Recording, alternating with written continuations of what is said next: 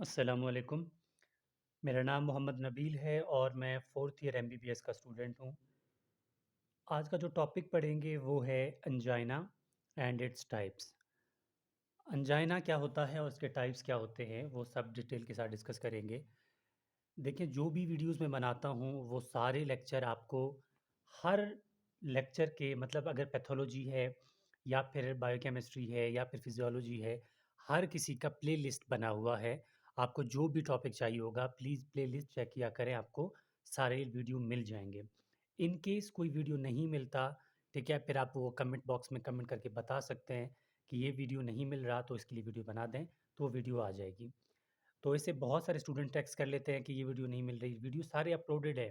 Kindly वहाँ से जाकर आप लोग प्लेलिस्ट में चेक कर लिया करें या टॉपिक नाम लिखकर आगे लिखें बाय नबील बुक्टी, तब भी आ जाएगा। तो स्टार्ट करते हैं, अंजाइना क्या होता है, ठीक है? सबसे पहले इसकी डेफिनिशन में लिख ले रहा हूँ, ठीक है? कि डेफिनेशन क्या है एंजाइना की, फिर इसकी क्लासिफिकेशन कर लेते हैं। अंजाइना कहते हैं असल में ये एक चेस्ट पेन है, ठीक है? इसको पूरा लिख लेता हूँ फिर एक्सप्लेन करेंगे कि अंजाइना इसको अंजाइना पेक्टोरिस भी कहते हैं, ठीक है? Angina is chest pain, angina is chest pain या फिर डिस्कम्फोर्ट,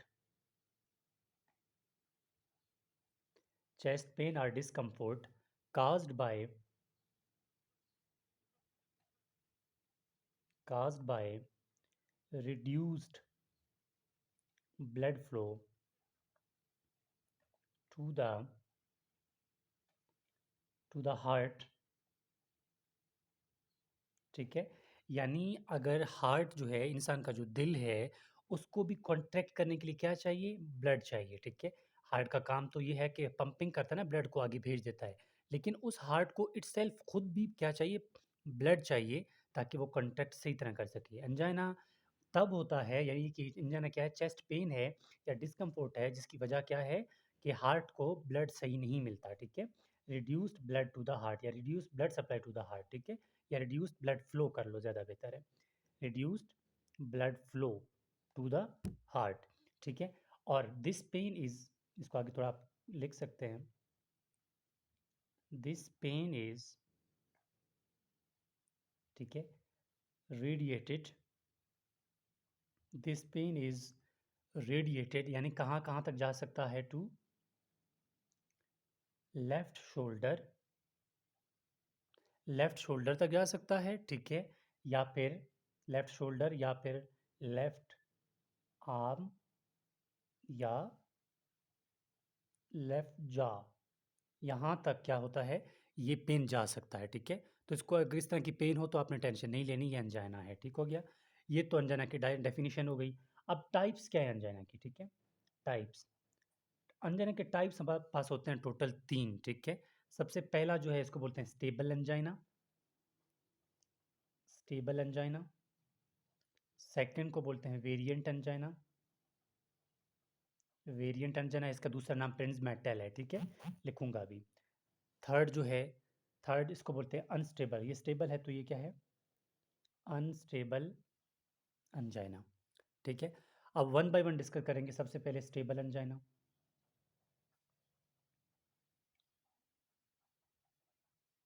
स्टेबल एंजाइना, ठीक है? अब स्टेबल एंजाइना क्या होता है? स्टेबल एंजाइना मैं लिख लेता हूँ फिर डिस्कस करूँगा। इट इज़, ठीक है, स्टेबल एंजाइना की डेफिनेशन लिख रहा हूँ मैं, ठीक है? इट इज़ ड्यू टू, क्यों होता है, ठीक है? It is due to increase myocardium, myocardium यानी हार्ट के muscles, increase, it is due to increase myocardium oxygen demand, oxygen demand यानी क्यों होता है? अब हार्ट के जो मसल है ना, उनको ऑक्सीजन चाहिए, वो क्या वो मतलब उनको ऑक्सीजन चाहिए कि ब्लड के फॉर्म में, ताकि वो क्या करें? कॉन्ट्रैक्शन हो जाए, ये ऑक्सीजन डिमांड ज़्यादा है, ठीक है? ऑक्सीजन डिमांड, उसकी वजह से क्या होगा? ठीक है, ये तो ये हो गया। उसकी अगर ऑक्सीजन डिमांड कम है तो क्या होगा? Narrowing, narrowing of coronary artery, coronary artery, ठीक है? ड्यू टू, क्यों नोरे होता है?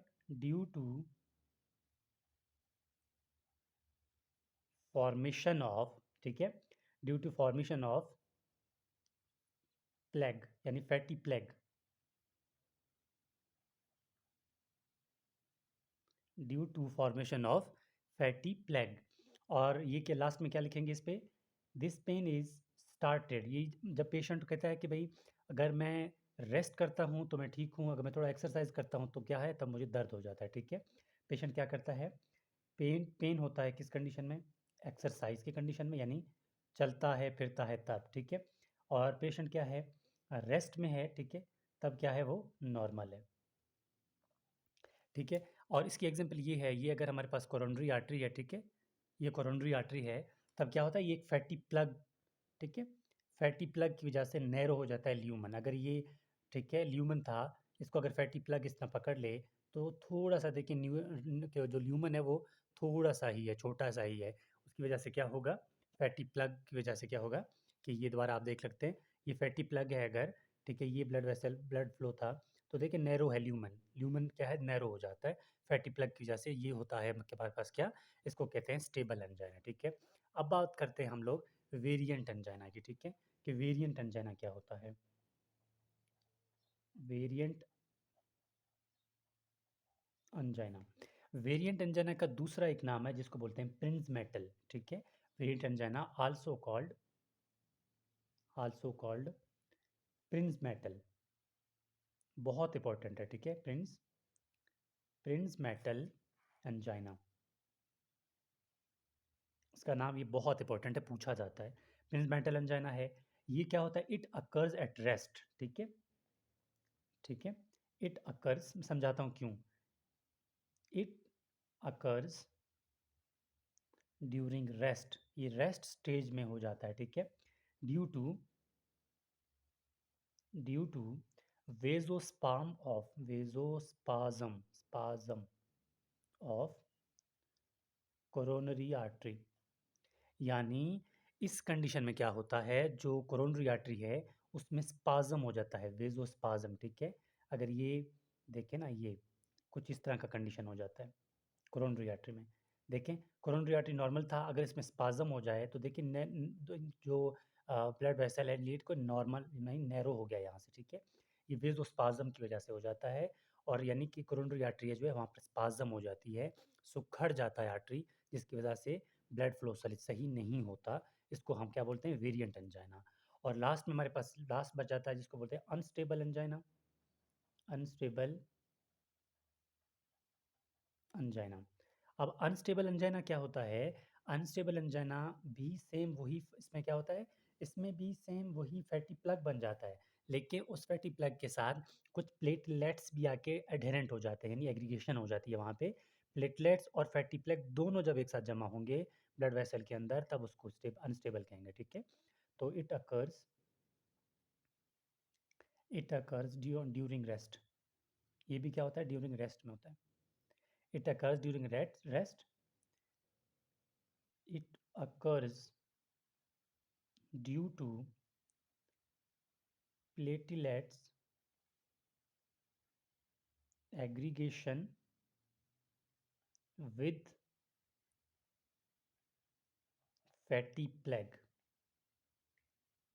In blood vessels. ठीक है, यानी अगर ये ब्लड वेसल है, ठीक है, ये ब्लड वेसल है, कोरोनरी आर्टरी है, ठीक है, अगर कोरोनरी आर्टरी है तो इसमें क्या है कि हमने कहा कि यहाँ पर क्या है, यहाँ पर हो गया जी फैटी प्लग। ठीक है, फैटी प्लग हो गया यहाँ तक, अगर ब्लड वेसल फैटी प्लग हो गया तो ल्यूमन जो है नैरो हो गया, फैटी प्लग के साथ यहाँ पर क्या है, और प्लेटलेट्स की एग्रीगेशन भी हो गई है। ठीक है, अगर दोनों एक साथ होंगे तब इसको क्या बोलेंगे, अनस्टेबल एंजाइना। अगर जस्ट फैटी प्लग होगा तो इसको क्या बोलेंगे, उसको बोलेंगे स्टेबल एंजाइना। अगर वेजोस्पाज्म की कंडीशन में होगा उसको हम क्या बोलते हैं, वेरिएंट एंजाइना, या फिर इसको बोलेंगे प्रिंस मेंटल एंजाइना। तो ये था हमारे पास कि एंजाइना क्या होता है और उसके सारी डिस्क्रिप्शन के किस तरह आपको याद कर सकते हैं। और ये मेरा व्हाट्सएप नंबर है, आप में से किसी भी स्टूडेंट को किसी भी टॉपिक में मसला हो तो आप लोग बाय व्हाट्सएप मुझे टेक्स्ट करके बता सकते हैं, आपके लिए वो टॉपिक अपलोड कर दिया जाएगा। और प्लीज़ चैनल को सब्सक्राइब करें, शेयर करें, कमेंट करें। बहुत आसान है एंजाइना, इतना मुश्किल है नहीं, चेस्ट पेन है जस्ट, ठीक है, जो कि रेडिएट होता है लेफ्ट हाथ तक, शोल्डर या जाज तक। उसके बाद के टाइप्स हैं, stable, unstable end variant. Stable में क्या होगा, ठीक है, बता दिया कि स्टेबल में ऑक्सीजन डिमांड ज़्यादा होगी, ल्यू में नैरो होगा, क्यों होगा? कि उसमें फाइब्रोफैटी प्लेग होगा। वेरिएंट में क्या होगा? वेरिएंट में वेज़ोस्पाज़म होगा, प्रिंस मेंटल यानी इसका दूसरा नाम है। और थर्ड में अनस्टेबल है, ये क्या होता है इसमें? फैटी प्लेग के साथ वहाँ पर प्लेटलेट्स की भी एग्रीगेशन हो जाती है। तो ये था हमारे पास एंजाइना, इसकी ऑल डिटेल।